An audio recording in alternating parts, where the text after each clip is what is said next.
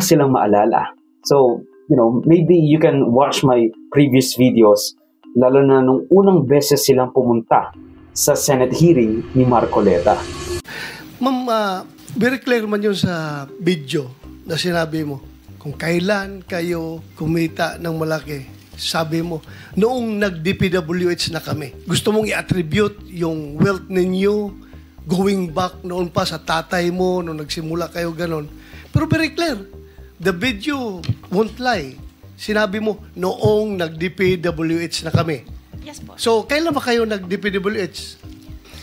Yung mga flood control projects, kailan kayo nag-engage ng flood control projects sa DPWH? Siguro mga 2016 onwards. Please make sure of your answer. Yes po, 2016 onwards po. 2016 onwards? Yes po. Ang iniisip ko nga noon, huwag muna sanang isarado ng harap-harapan ang pinto ng pagka-state witness. Dangle it in front of them para maengganyo silang magsalita at magkwento. Tapos, huwag mo ibigay sa kanila. Tapos, huwag mong ibigay sa kanila yung gustong-gusto nila. Tapos ngayon, sinabi ng ICI, magla-livestream na sila. Ila-livestream na nila yung mga hearing nila. Which, kind of good, kind of bad. Kasi, kapag na-livestream yun, people act different when they are on live stream. But, for the pro side, sinasabi natin na, merong transparency sa ganong hearing kapag nakapublicize. Pero, paano na lang yung nasunog na papeles sa isang DPWH QC office sa Region 4B Pangarap?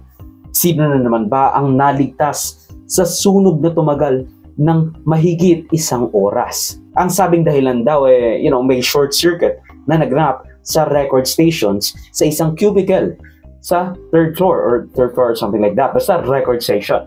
I mean, how convenient na doon nagsimula yung sunog. Pero, don't worry guys kasi wala naman daw nasirang flood control files. So, lahat daw yun testing materials lang.